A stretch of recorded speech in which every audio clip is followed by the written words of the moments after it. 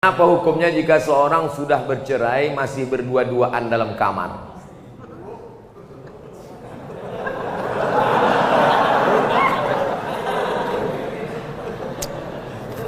Laki-laki menjatuhkan tolak kepada perempuan, aku cerai engkau talak satu, maka dia masih satu rumah selama iddah 3 bulan.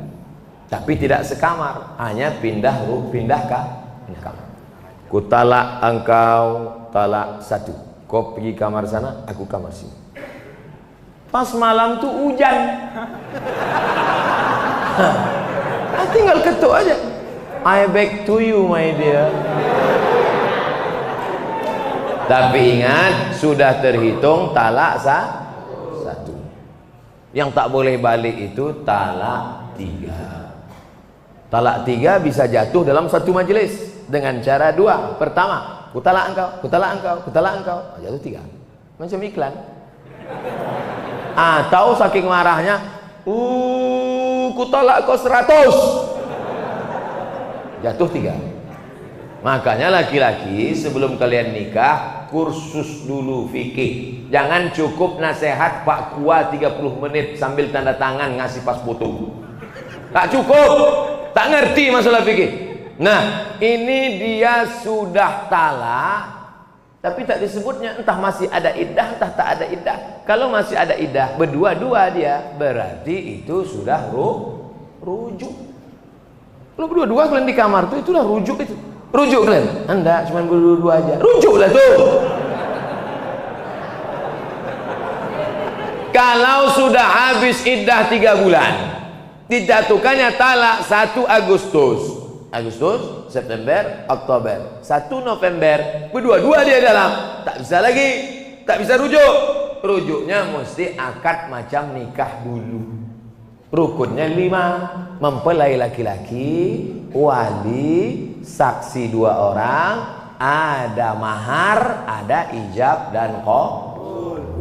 Kata si wali, ku nikahkan engkau dengan anakku dengan mahar sebentuk cincin emas tunai. Sah. Itu namanya pengantin baru stok lama. Apa hukumnya kami menengok mereka berdua? Kenapa kalian tengok?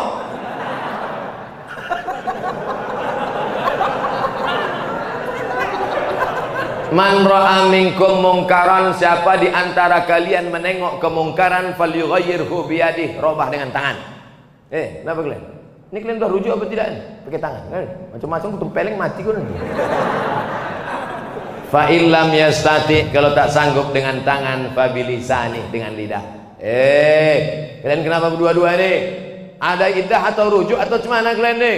Kami udah rujuk, Pak. Kenapa tak ngasih tahu? Segan kami, Pak. Tak sanggup dengan lidah, fabi qalbi. Rupanya dia preman, bertatu, anting-antingnya aja sebesar lubang hidung. Tak berani dengan tangan, tak berani dengan lidah. Diam aja lah, macam orang pau.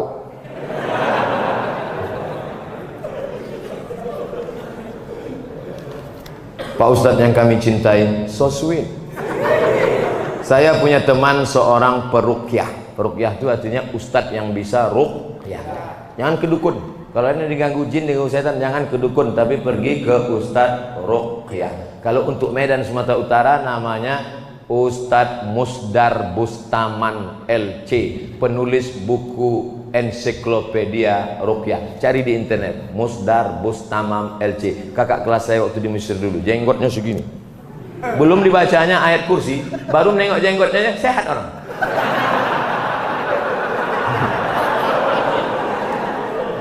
Tak percaya, coba jumpain. Tapi saya menengok dia jarang sholat, berarti dukun. Apalagi sholat berjamaah. Apakah setiap bacaan yang dibacanya mendapat keberkahan Pak Ustadz?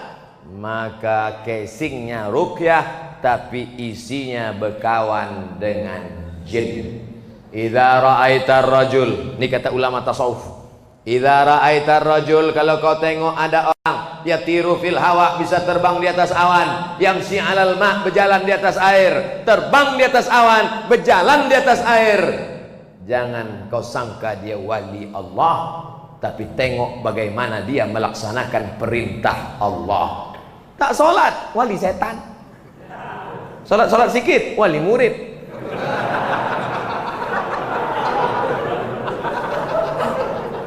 Jangan terpukau karena aneh-anehnya. Bisa dihilangkannya Pak Ustadz. Hebat dia Pak Ustadz. Datang kami ke tempat dia waktu STNK BPKB kami hilang. Di mana hilangnya? Di kamar. Dipukulnya sekali lantai, ketepak muncul. Siapa yang bawa?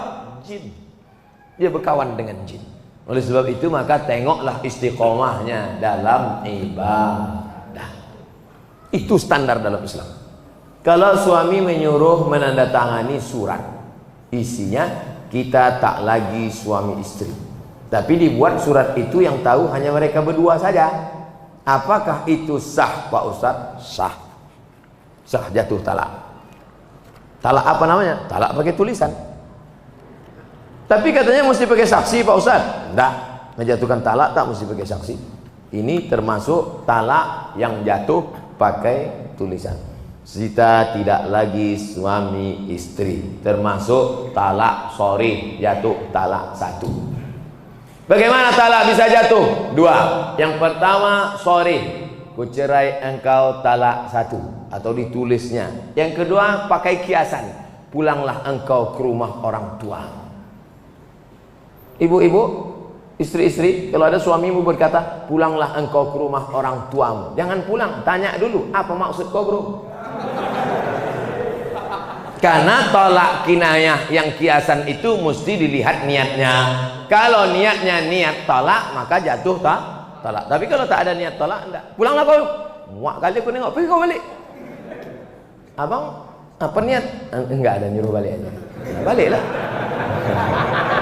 Makanya perempuan itu mesti ngerti. Perempuan jangan mau dibodoh-bodohi. Pulang sana, pergi pulang. Maksud abang pulang apa ini? Enggak, maksudnya pulang liburan aja. Baliklah. Tak ada tuh talak. Benarkan roh akan pulang ke rumah setiap malam Jumat? Macam orang balik dari kantor aja. Roh itu tempatnya tiga. Buka judul kitabnya Roh. Nama penulisnya Ibnu Qayyim Al-Jauziyah. Yang pertama, letak roh orang baik-baik tempatnya Illiyin.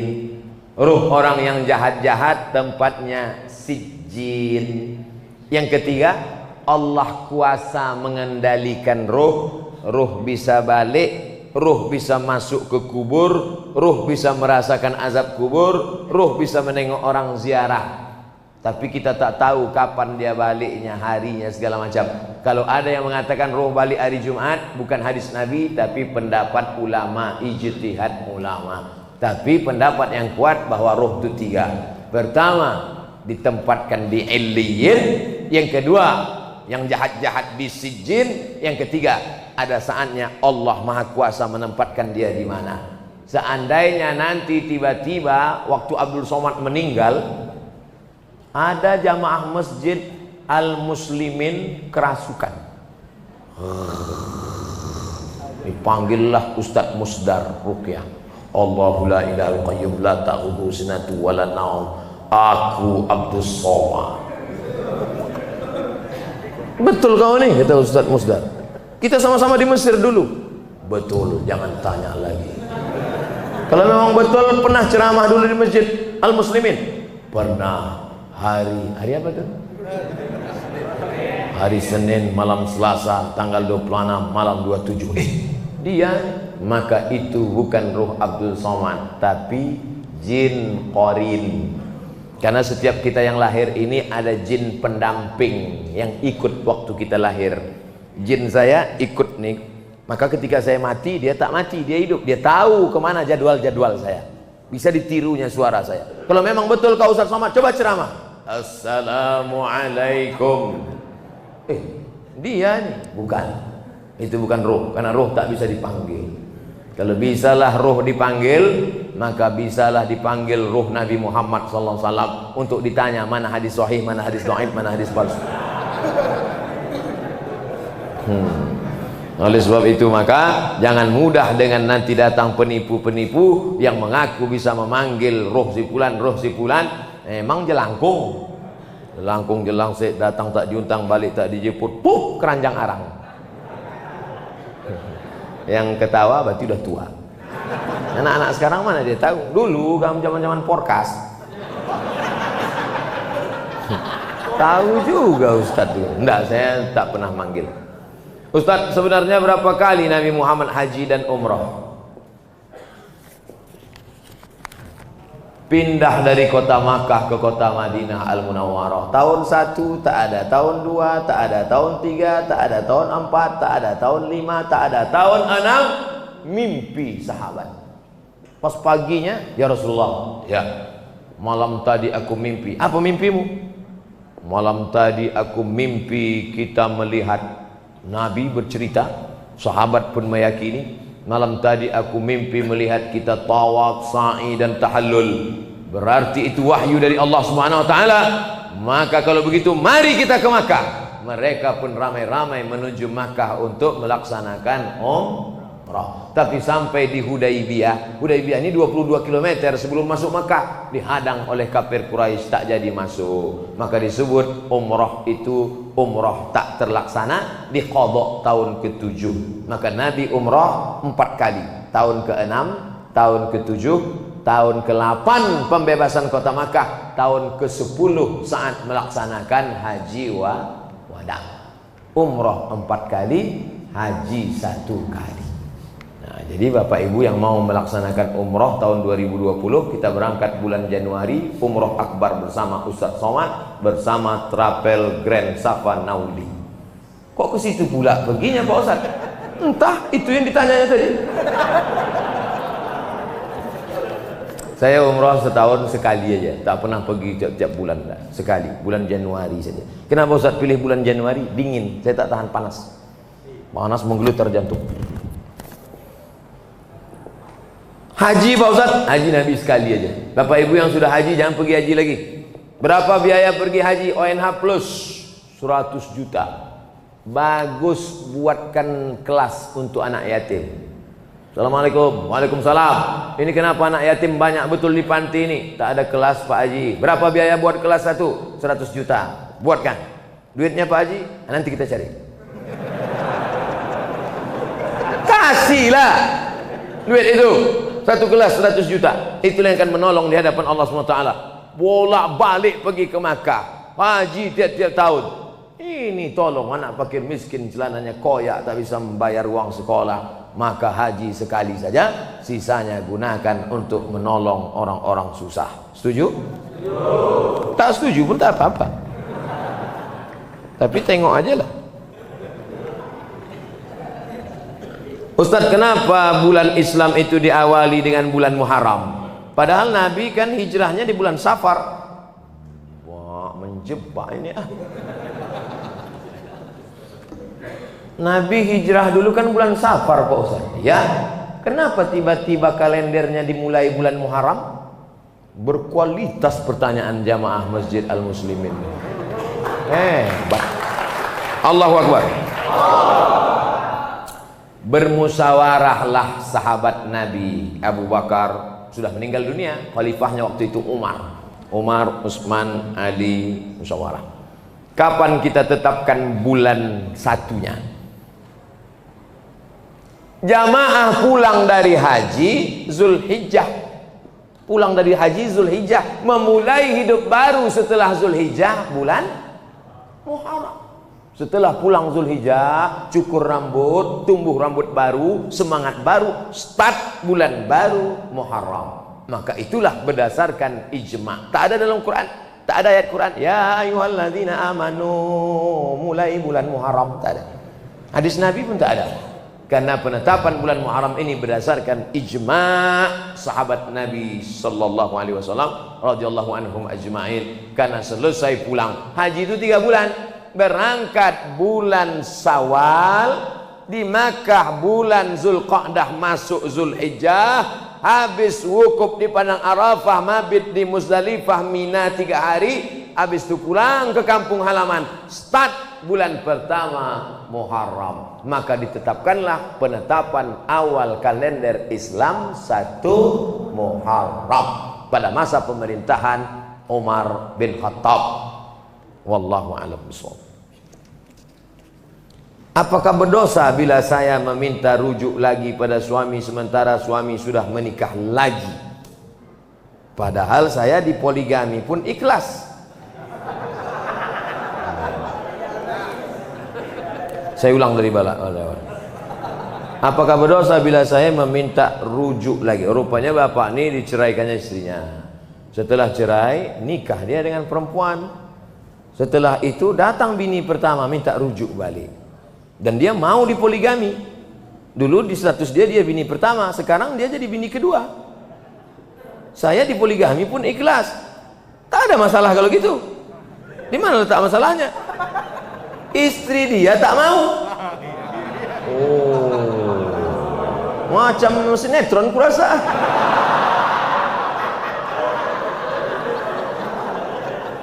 Istri dia tak mau dipoligami. Bagaimana menurut Ustadz? Apakah tindakan saya berdosa? Tindakan ibu tidak berdosa, karena ibu bukan pelakor pengganggu laki orang. Tergantung bapak nih, gentleman tak dia? Kalau dia bersikap, kata dia, kau balik, yang ini tetap. Tapi kalau dia takut, termasuk anggota istri, ikatan suami takut istri, maka tak jadilah. Nah, ini tergantung kepada si bapak ni. Ibu tak berdosa selama ibu tak melakukan perbuatan haram, tidak melakukan perbuatan maksiat. Yang pula di WA dia tiap hari, bang, jadi kita balik. Jangan ganggu-ganggu dia, jangan goda-goda dia. Tapi bahwa dia mau balik, berani dia, maka tapi tidak semudah itu. Karena di Indonesia tidak boleh laki-laki menikah tanpa ada surat izin dari istri pertama.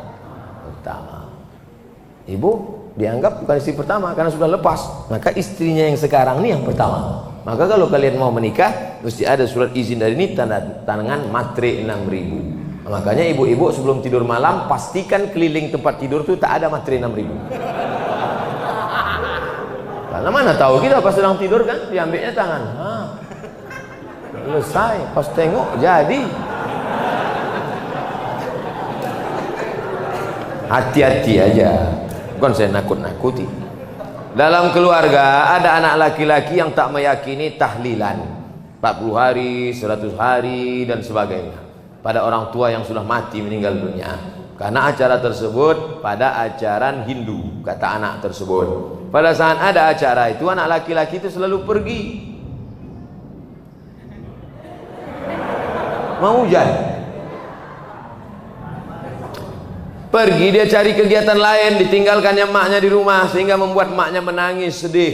Pertanyaan, bagaimana hukum anak tersebut membuat orang tuanya menangis dan bersedih?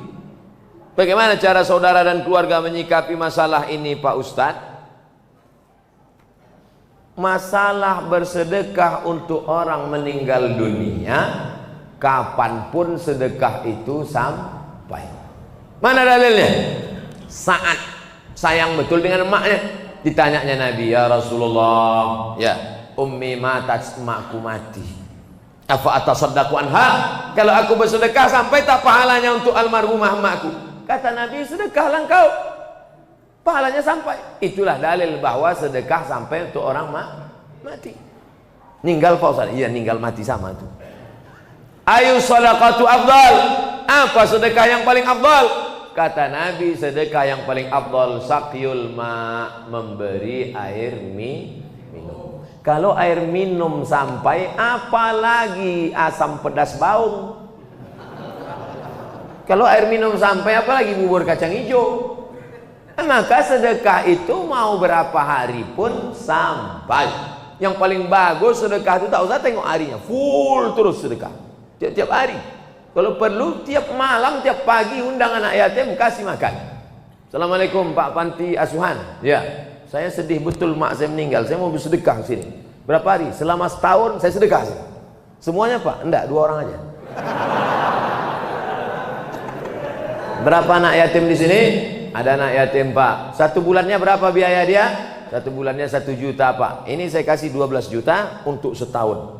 Bagus, the best, mantap. Uang sekolahnya sekalian. Adapun ditetapkannya 40, 100, maka tidak ada larangan. Boleh dia laksanakan. Mau 99, mau 100, mau 200. Kenapa? Karena di dalamnya ada unsur bersedekah membagi. Tapi kalau dia buat keyakinan, siapa yang lewat dari 100 maka tak ada pahalanya. Siapa yang ngasih pas hari 100 maka dijauhkan dari azab neraka 100 km. Nah, itu tak ada dalilnya. Tapi kalau dia tak ada berdalil, hanya membuat berbagi begitu saja. Oleh sebab itu maka ini masalahnya umum. Kalau mau bersedekah, bersedekah, berbagi, baca tahlil, baca zikir, baca yasin. Isi tahlil itu apa? 5. Isi tahlil itu 5. Yang pertama doa. Allahumma firlahu warhamhu wa'afihi wa'fu anhu. Doa sampai. Mana dalil bahwa doa itu sampai? Kalau lewat di kuburan, mulut jangan diam saja. Lewat di kubur baca doa. Apa doa lewat kubur? Assalamualaikum ya alad diyar minal mu'minin wa inna insyaallah bikum lahiqun yarhimullahul mustaqdimin wal mustakhirin as'alullah wa lakumul afiyah. Itu dalil bahwa doa sampai. Yang kedua, kasih makanan. Mana dalil kasih makanan sampai? Sedekah saat air, kata Nabi, sampai. Yang ketiga, berkirim tahlil. Apa itu tahlil? La ilaha illallah, la ilaha illallah, la ilaha illallah. Ya Allah, sampaikanlah tahlil kami kepada almarhum fulan, sampai. Mana dalilnya? Pelepah korma dicucukkan ke makam. Kata Nabi, pelepah korma waktu basah bertasbih, tasbihnya sampai pada orang mati. Kalau tasbih pelepah korma saja sampai, apalagi tahmid, tahtim, tahlil orang yang beriman. 4, membacakan Al-Quran. Yang paling afdal kata Imam Nawawi, wa in khatimul qur'ana fahuwa hasanun. Sebagus-bagusnya hatamkan sehatam Quran. Bagus. Tak sanggup sehatam Quran, pilih hatinya Al-Quran. Apa hatinya Quran? Yasin wal Qur'anil Hakim innaka laminal mursalin. Bacanya pelan-pelan. Ini banyak orang yasinan ujung-ujungnya aja. Tujaon bayakun. Yang kelima adalah inti tahlil itu ada nasihat setawar sedingin melapangkan keluarga yang terkena musibah. Wahai keluarga yang kena musibah, bersabarlah. Innalillahi wa inna ilaihi rajiun. 5 poin itu semuanya kebaikan, kebaikan, kebaikan. Semoga Pak Ustadz selalu dalam lindungan Allah. Amin ya rabbal alamin. Saat akikah anak, bolehkah menerima sumbangan dari teman-teman dan tetangga? Kullu mauludin rahinatun biaqiqatihi. Setiap anak yang lahir tergadai dengan akikahnya. Tulbahu anhu yauma sabihi. Hari ke-7 sembelihkan kambing. Yuhlaku, cukurkan rambutnya. Wa yusamma, kasih nama yang baik-baik, yang bagus-bagus, karena nama adalah doa. Artinya kita bersedekah syukur karena sudah punya anak. Orang susah punya anak sampai bayi tabung ke Singapura 100 juta paling murah. Itu pun tabung-tabung second 9 kilo. Ini Allah minta anak cuman 1 kambing. Berapa harga kambing sekarang? 1 juta, 2 juta. 2 juta setengah udah kambing kelas VVIP udah itu dah. Cuman seekor kambing diminta untuk anak perempuan. 2 ekor anak laki-laki 5 juta. Sudahlah murah 5 juta pun ada juga pikiran bisnis di kepala. Nah, ini kalau ku kasih 5 juta bisa balik 15 ini. La ilaha illallah Muhammadur Rasulullah. Makanya waktu anak saya lahir tak saya undang jamaah. Karena kalau saya undang jamaah nanti dia pasti bawa kado ngasih itu ini. Dia potong aja kambing, undang tetangga-tetangga dekat rumah, makan, habiskan semua, bantai, selesai. Karena kalau diundang orang marhaban itu ini datang dia, mau kita tolak banyak pula duit itu kan. Oleh sebab itu maka kita pahami bahwa akikah ini mengasih, bukan menarik. Jangan jadikan akikah sebagai ajang tarik-tarikan arisan. Harus kita pahami dengan baik bahwa akikah ini adalah syukur kita kepada Allah. Tak ada duit hari ke-7, hari ke-14. Tak ada duit hari ke-14, hari ke-21. Tak ada duit hari 21, tak usah tengok kalender lagi setahun, 2 tahun, 5 tahun, 10 tahun, 10 tahun. Kalau ada anak bapak yang belum akikah kemarin, sekarang umurnya udah semester berapa? Udah semester 5, umur 20 tahun. Nah, sekarang ini akikahkan, tak apa-apa. Besok pagi akikah. Insya Allah masih sempat saya datang. Tapi akikah saja, jangan pula diayun pakai marhaban. Marhaba ayyanur. Anak semester 5 tu duduk. Tak syukur pula tu pakai kelapa muda. Banyak orang kita ini yang udah lalu-lalu dibuatnya ulang balik. Akikah sedekahnya aja, rambut sudah cukur lagi. Nama itu aja lah, jangan nama lagi. Ini. Begitu juga dengan mengazankan anak. Anak yang dulu diazankan bagus, sunnah. Nabi mengazankan cucunya, Sayyidina Hasan, Sayyidina Husain. Tapi kalau anak udah besar, jangan diazankan lagi. Nanti balik dari sini, nak sini sebentar. Allahu Akbar, Allah. Apanya ayah ni gitu.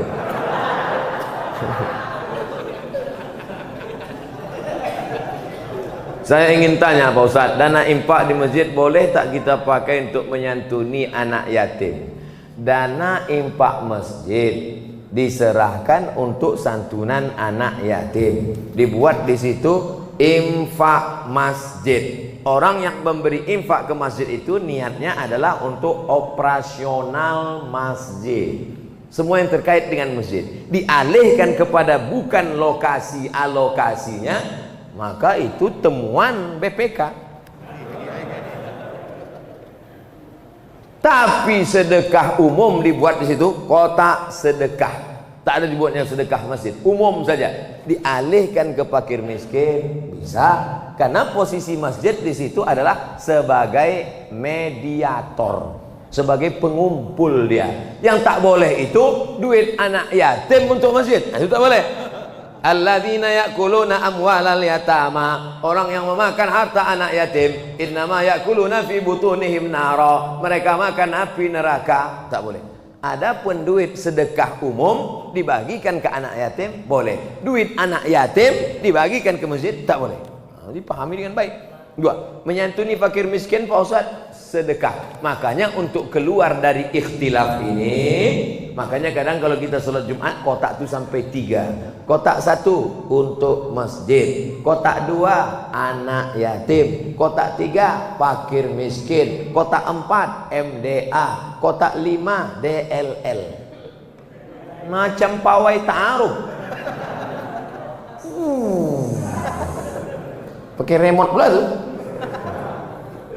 Kenapa banyak betul kotak? Supaya orang memasukkan duit sesuai dengan niatnya masing-masing. Ada yang mau ngasih masjid, kasih masjid. Ada yang ngasih anak yatim, kasih anak yatim. Ada yang ngasih MDA, kasih MDA. Pengurus takut salah alokasi dana, nanti dituntut orang di akhirat. Udahlah amal tak banyak, menyelesaikan itu pula lagi. Kertas terakhir. Saya sudah beberapa tahun nih hijrah, alhamdulillah. Selalu menjaga sholat fardu, alhamdulillah. Sholat sunat juga, alhamdulillah. Yang menjadi masalah, na'udzubillah. Ketika saya tak pernah khusyuk setelah takbir, selalu terlintas di pikiran saya kesana kemari. Dalam hati saya, apakah akibat dosa-dosa saya yang telah lalu? Cara khusyuk kata Syekh Ali Tontowi 5. Yang pertama, jangan macam main bola langsung turun sepak bola, kram. Jadi gimana? Lari-lari dulu, pemanasan. Sama macam naik motor, tak mungkin langsung. Panaskan dulu mesinnya. Tak juga panas, hidupkan mancis. Artinya apa? Pemanasan dulu. Apa pemanasan sebelum sholat? Jangan ujuk-ujuk habis nengok HP langsung Allahu Akbar. Macam-macam lah datang WA, datang Twitter, BBM, WhatsApp, Instagram. Pemanasan dulu. Pemanasannya apa? Ketika berwudu hati khusyuk. Khusyuk dimulai ketika berwudu. Saat dihidupkan keran atau diambil air dari gayung, membasuh tangan, keluar dosa-dosa dari celah tangan. Ambil air, masukkan ke mulut, ke hidung, keluar dosa dari mulut dan hidung. Diambil air, berkumur-kumur, istinsyaq, istinthar, keluar dosa dari mulut. Disiramkan air ke wajah, keluar dosa dari biji-biji mata. Nah, ini hati udah mulai dijaga nih, supaya jangan lari dia ke kiri, lari ke kanan, dijaga, jaga. Masukkan dia ke sarang. Ketika air menyiram tangan, keluar dosa dari celah-celah tangan. Ketika air mengusap kepala, keluar dosa sampai isi kepala yang kotor-kotor ini sampai ke lubang telinga. Ketika air menyiram kaki, keluar dosa dari kaki. Hadis riwayat Ibnu Majah, menghadap kiblat. Asyhadu an la ilaha illallah, asyhadu anna muhammadan abduhu rasuluhu. Allahumma ij'alni minat tawwabin waj'alni minal mutatahhirin waj'alni min ibadikas sholihin. Jangan dalam kamar mandi yang ada WC-nya, tak boleh berdoa ada WC dalam. Setelah itu dari tempat wudu, mana tempat wudu? Entah mana-mana lah pokoknya. Dari tempat wudhu ke dalam, Nabi melarang tasbih. Tasbih menjalin jari jemari, tak boleh. Tasbih retak tak boleh. Yang boleh itu tasbih. Tasbih tak boleh. Dari tempat wudhu itu tasbih. Kalau datang orang ngajak ngobrol, gimana cara kita? Subhanallah. Supaya hati ini jangan kemana-mana. Ini hati nanti liar nih, mau pergi kemana-mana. Yang kedua, menjawab azan. Allahu Akbar, Allahu Akbar, Allahu Akbar. Asyhadu an la ilaha illallah. Asyhadu an la ilaha. Asyhadu anna Muhammadar Rasulullah. Asyhadu anna Rasulullah. Jangan lupa berselawat. Allahumma shalli ala sayyidina Muhammad wa ala alihi. Hayya 'alas shalah. La haula wala quwwata illa billah. Jangan ngomong. Datang kawan sebelah ngomong, la haula wala quwwata illa billah. Sampai akhir azan tutup. Ini dalam rangka menjaga hati tadi supaya jangan liar dah, jangan pergi dia kemana mana. Tetap di dalam. Allahumma rabb hadhihi ad-da'wati at-tammati was-salati al-qa'imah ati sayyidina Muhammadan al-wasilata wal-fadilah was-syarafata al-rafi'ah wa wafallahu maqama mahmud alladhi wa'atta innaka la tukhliful mi'ad. Barulah masuk pemanasan yang ketiga, salat sunat qabliyah. Usolli sunnat as-subhi raka'ataini qabliyatan lillahi ta'ala. Bagi al-wasliyah, bagi yang Muhammadiyah enggak pakai usolli. Allahu Akbar. Sejalan antara takbir dengan niat. A di awal, bar di ujung. Disitulah nama solatnya, rokaatnya, adaannya, makmumannya, imamannya. Dari A sampai bar. Usolli fardus subhi raka'ataini adaan makmuman lillahi ta'ala. Allahu Akbar. Bagi al-wasliyah, karena al-wasliyah pakai mazhab Syafi'i. Muhammadiyah enggak. Muhammadiyah takbirnya pendek aja. Allahu Akbar. Kapan orang Muhammadiyah itu berniat? Sebelum takbiratul ihram. Yang berniat sebelum takbiratul ihram sah. Yang berniat di dalam takbiratul ihram sah. Yang tak sah udah takbir baru dia niat. Allahu Akbar. Qabliyah apa subuh? Qabliyah aja lah. Yang berniat sebelum takbiratul ihram sah. Berniat di dalam takbiratul ihram sah. Mazhab Syafi'i berniat di dalam takbiratul ihram. Namanya muqaranah, sejalan antara takbir dan niat. Allahu Akbar. Menguatkan dalam hati. Yang keempat, fahami apa yang dibaca, bukan menghafal terjemah. Allahu Akbar kabira walhamdulillahi katsira wa subhanallahi bukratan wa asila. Kalau Muhammadiyah, Allahumma ba'id baini wa baina khataayaya kama ba'adta bainal masyriqi wal maghrib. Yang baru tobat belum hafal, diam aja. Iftitah tak wajib, langsung Al-Fatihah. Yang pula sebut aku belum hafal, batal. Karena kalau mengucapkan lafaz lain dari bahasa Arab, batal. Lalu kemudian apa? Yang kelima, mulut melafazkan, bergerak. Ya Khabbab, ada sahabat Nabi namanya Khabbab ibnul Arth. Ya Khabbab, ya. Nabi Muhammad itu kalau sholat mulutnya bergerak atau diam? Nabi kalau sholat mulutnya bergerak. Dari mana kau tahu? Bittirabi lihyatih, ku tengok jenggotnya bergoyang. Alhamdulillah rabbil alamin. Ar-Rahmanir Rahim. Maliki yaumiddin. Iyyaka na'budu. Ini ada orang sekarang sholat diam aja mulutnya.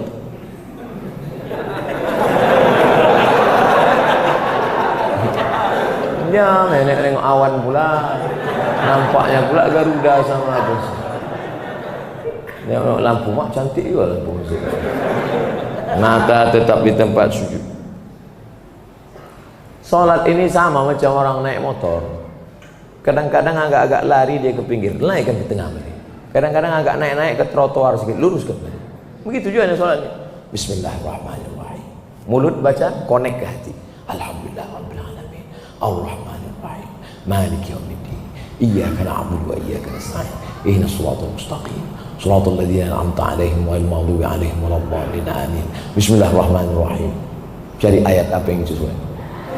Qul huwallahu ahad. Allahu samad. Lam yalid wa lam yulad. Allahu akbar. Subhan rabbil azim wa bihamdihi. Subhan rabbil azim. Sami Allahu liman hamidah. Rabbana wa lakal hamd. Mil'us samawati wal ardi mil'u ma syi'ta min syai'in ba'd. Allahu akbar. Juru antara sujud. Rabbi firli warhamni wajburni warfa'ni warzuqni wahdini wa'afini wa'af'ani. Satu tasyahud. At-tahiyyatul mubarakatus salawatut thayyibatu lillah. Assalamu alayka ayyuhan nabiyyu wa rahmatullahi wa barakatuh. Mulut baca, hati connect. Udah agak connect.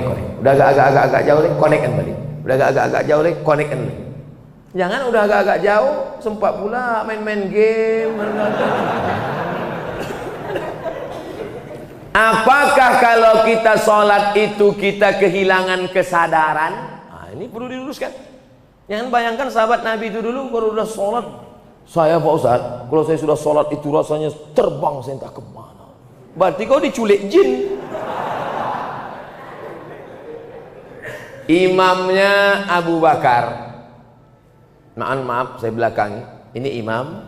Rumah Nabi sebelah kanan. Taman Raudhah. Rumah Nabi sebelah kanan. Rumah Nabi sebelah kiri. Imam ke depan, Nabi sebelah kiri. Waktu itu Nabi sakit di kamar. Maka diangkat jadi imam Abu Bakar. Abu Bakar jadi imam. Ketika sedang sholat, datang Nabi. Pas sedang sholat, sahabat memukul tangan. Sahabat memukul tangan. Kenapa sahabat mukul tangan? Ngasih tahu Abu Bakar Nabi dah. Karena tak boleh ngomong, tak boleh bilang Abu Bakar ada Nabi datang. Apa pelajaran dari sini? Apakah sahabat itu sadar Nabi datang atau tak sadar? Sadar. Jadi kalau ada orang mengatakan, aku kalau sudah sholat hilang rasanya semua.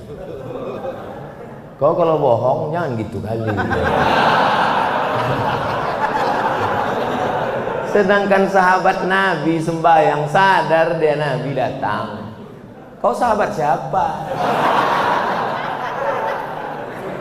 Kalau mau bohong ya agak-agak masuk akal lah sedikit. Ini kadang orang ini mengada-ngada. Sahabat Nabi sadar. Itu dalil. Dalil yang kedua, Nabi jadi imam. Waktu Nabi masih sehat, Nabi jadi imam. Ketika waktu itu lantai Masjid Nabawi belum ada karpetnya. Nabi jadi imam, sholat. Pas Nabi sedang sholat, dibuka Nabi selop. Nabi sholat pakai selop. Dibuka Nabi selop.